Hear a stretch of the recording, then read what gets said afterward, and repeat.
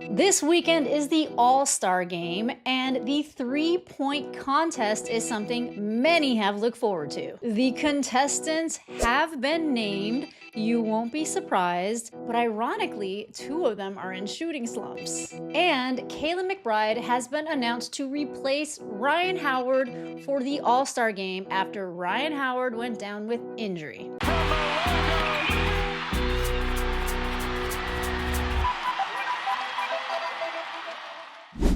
So energy is pumping. All-Star weekend is coming. It is on Saturday, and the three-point contestants have been named. Defending champion from last year, Allisha Gray, not surprisingly. Caitlin Clark, I think there might be riots in the street if she didn't participate. Sabrina, Kelsey Plum, and Sonia Citron.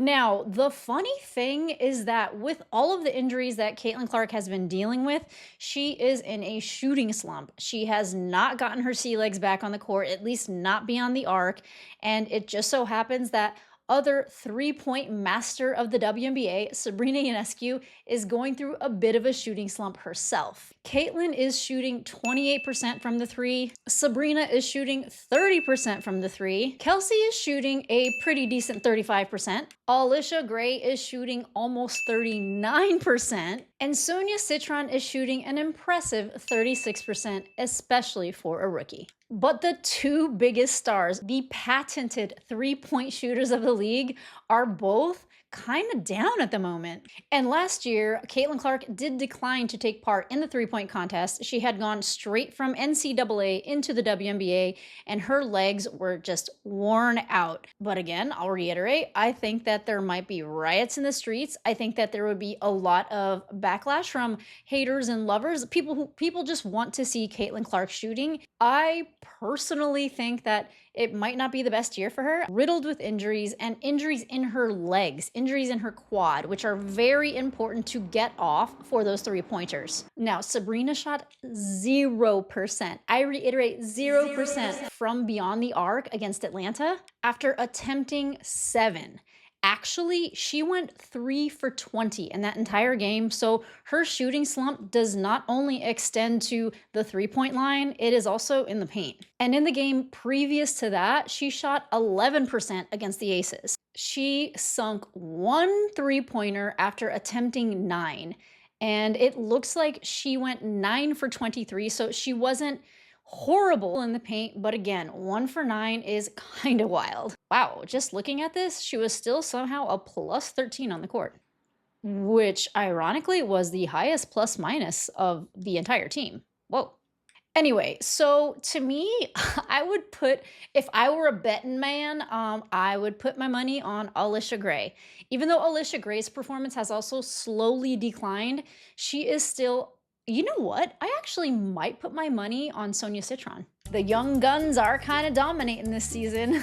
But yeah, I think Allisha Gray might take this one. I'm hoping all the best for Caitlin Clark, but the reality of the situation is I personally don't think that she's at 100%. I think she is dealing and still coming back from the quad injury, if she's still not dealing with it now, that is. But who knows? Sabrina could come back. She could decide, I don't want to be in a slump anymore, and she could shoot the lights out. But just taking a look here at the three-point percentages in the league, just to see who else could have been there that has a higher shooting percentage, Kennedy Burke is shooting 47.9%. That is wild from the three. Tiffany Hayes is shooting 45.9%.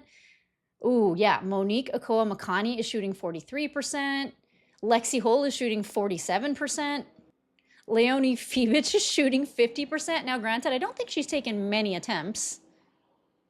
Tahina Pow is shooting 46%, but she's coming off the bench, so she doesn't have as much high usage. A lot of these players might not be as high usage as the Sabrinas or Caitlins or Kelseys, so it makes sense that their percentage would be higher. Anyway, these are the stars of the league. These are the players that people want to see go up against each other beyond the arc. So I'm sure, the All-Star game is meant to be fun, so I'm sure it will be.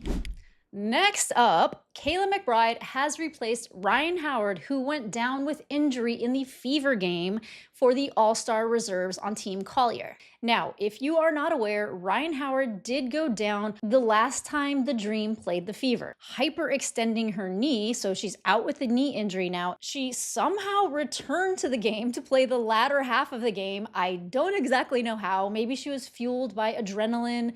But if I were a sports medicine doctor or I were part of the coaching staff, I would definitely advise against it, because players, the competitive edge, the competitive energy, they're always going to want to go back in. She does usually wear a knee brace, and she did return to the court with a large knee brace like the one she normally wears. But it looks like after further investigation, she will be out for the rest of July. And I'm gonna guess she will probably be out longer. But in her stead, WNBA Commissioner Cathy Engelbert has named Kayla McBride to be a reserve on Team Collier. Now, Kayla McBride is a bucket. As a matter of fact, her nickname is McBuckets. And I think that this is a well-deserved all-star substitution. Many were talking about how Kayla McBride was snubbed, and this does look like a position-for-position replacement. A lot of people were wondering if Brittany Sykes would be the replacement for Rhyne Howard on Team Collier, as there was also mentions of Sykes being snubbed, especially after her teammates were chosen, her rookie teammates, Sonia Citron and Kiki Iriafin, to the All-Star team instead of Sykes, a veteran. This season, Kayla McBride is averaging 14 points, 2.3 rebounds, and 3.1 assists. Now, Team Collier consists of 3 Minnesota Lynx players and a Minnesota Lynx coach in Cheryl Reeve.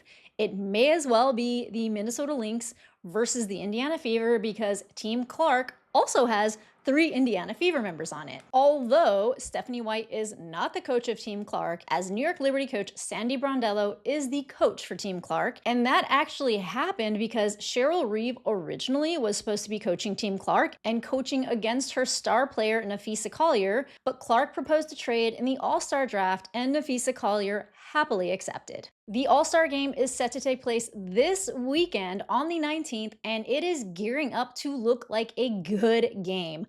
I am actually very excited for A'ja Wilson and Caitlin Clark to be teamed up. I'm dying to see how Sonia Citron fits in. Of course, there's AB and Kelsey. Caitlin Clark basically picked young guns and sharpshooters.